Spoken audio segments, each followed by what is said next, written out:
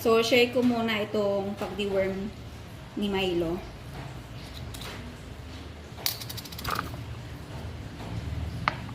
Ngayon ay hapon na, 5:30.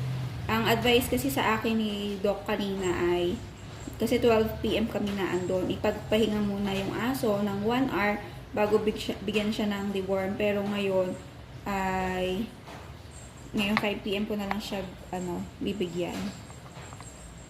Nagdesisyon. So, para pahingang-pahinga si Milo, no?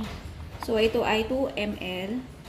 And then, itong heart shape ng dog treats, Dr. Shiba. Milo, come here.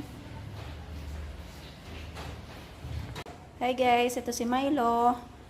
Ngayon ay bumalik kami sa vet pero hindi kami pinayagan. Napaturukan siya ng another shot ng 5-in-1 vaccine dahil kailangan papurgahin siya ngayong araw, May 4, 2025.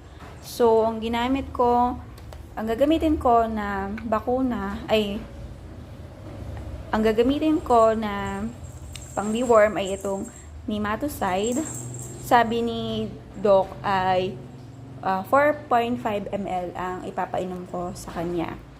So, kada bigay ko kay Milo, bibigyan ko siya ng dog treats. So, ito yung gagamit mong syringe para maayos yung pagkuha ng syrup. Tapos, dalawang bigay na 2 ml. And then, kada 2 ml, bibigyan ko siya nitong Dr. Shiba Silky Fur para naman happy si Milo na iinom siya kada bigay ko sa kanya ng deworm, no? So, okay, let's start.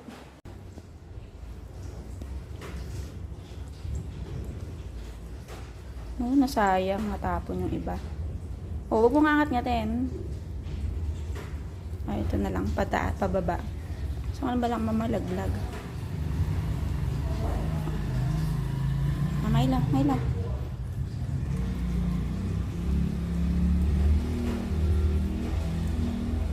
Oops, wait lang.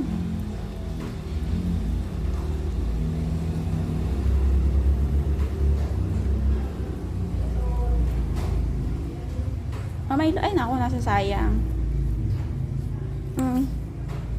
Milo.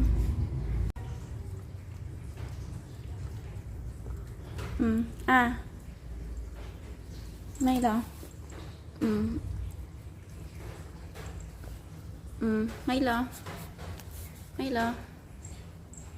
Milo, isa pa. Parang pastit talaga to si Milo kasi hindi din siya mapaayos ng inom nito. Well, actually, paslit naman tong si Milo. Pero aso nga lang. Milo. Isa pa. Milo, come on. Gusto, para mabigyan ng dog treats. Dali. Milo, come on. Come on, Milo. Oh, boss. Come on, Milo.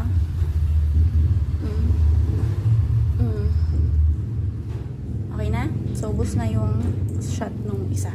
Oh, dahil very good si Milo, ininom ang kanyang nematocide, 2 ml, isa pa. Ito yung kanyang dog treats. Milo, come on. Milo. Ayan, very good. You like it? Do you like it, Milo? Very good, Milo. Very good. Another bigay na 2 ml nematocide kay Milo. So, Milo, inom mo na to. Another one. Buti hindi niya pa iniinom. Kailangan 2.5. Sorry, guys.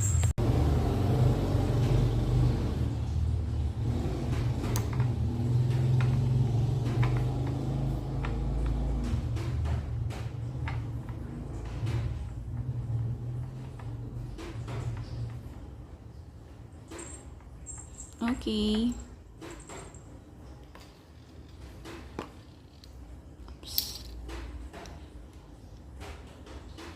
And then, isang dog treats para mapainom niya yung kanyang nematocide. So, ito yung food ni Milo. Ito ang product ng Kind Kibble. So, bibigay ko ito na kay Milo dahil napaka-healthy nito, no? Tadan! Milo, sa'yo na yan. Sige.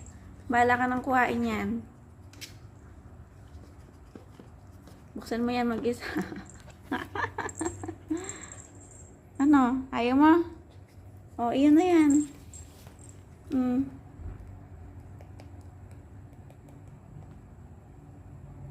Iyan na yan, Milo. Yan na to. Kunin mo na yan. Dali.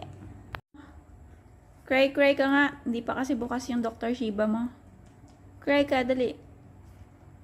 Cry ka, dali. Oh, Milo, cry ka. Cry, Milo. Milo, iyak ka nga. Marunong kang mag-iyak-iyakan eh. Iyak, Milo, iyak. Sabi mo, Milo, Milo.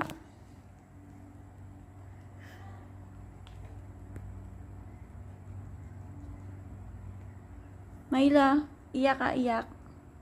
Hindi pa bukas kasi yung Dr. Shiba. Dali. Iyak ka. Iyak ka. Cry. Cry, Milo, cry. Oh, iyak ka, Milo. Iyak, Milo. Wawa.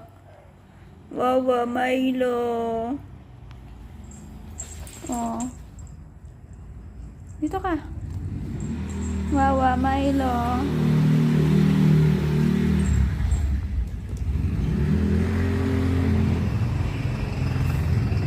Milo, wawa. Iyak.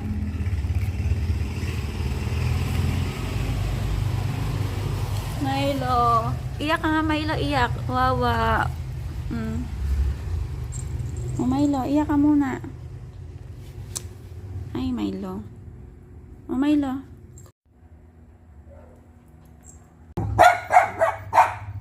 Mocha.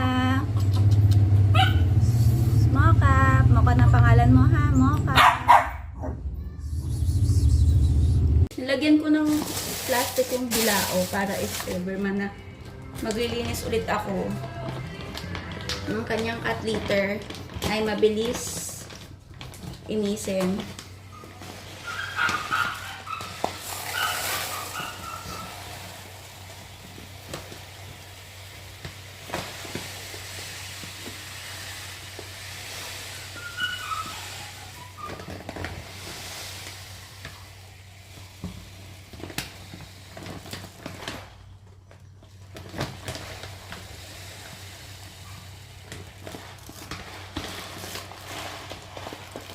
Okay.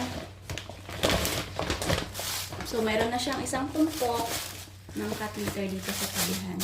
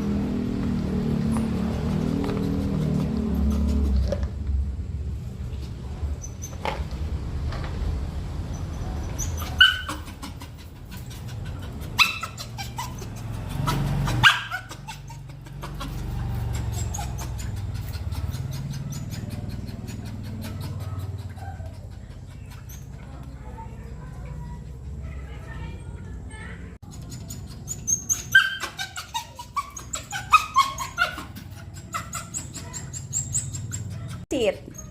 Milo, sit. Oh, ito oh, Dr. Shiba oh, dog treats. Gusto mo to, 'di ba? Oh, sit ka, dali, sit. Sit ka muna. Sit ka muna. Sit. Upo. Oh. Upo, Milo. Oh, ito oh, Dr. Shiba. Oh, dali, upo ka diyan. Upo ka. Upo. Upo, Milo. Oh, Milo, upo na diyan. Upo ka. Upo muna. Upo. Upo. Sit. Sit.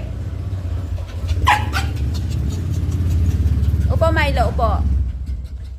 Milo, upo. Ayan. Very good. Oh, iniintay niya ang Dr. Shiba dog treat dahil siya ay umupo. Galing naman ni Milo. Tadan!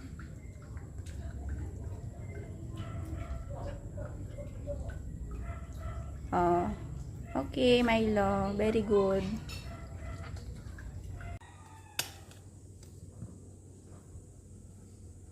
So, itong Pet Wash and Care 2-in-1 shampoo, pwede to sa pusa at pwede sa aso. So, meron siyang anti-itch and antibacterial na nagtatanggal ng tick and flea at mabango to and deodorizing na talaga namang magugustuhan din ng inyong mga alagang aso.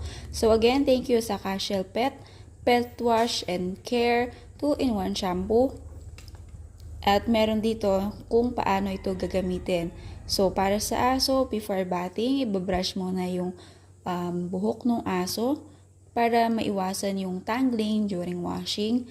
And also, babasain yung buong katawan ng aso with warm water at maglagay lang ng tamang amount ng shampoo sa buong katawan nito at i-massage gently para bumula.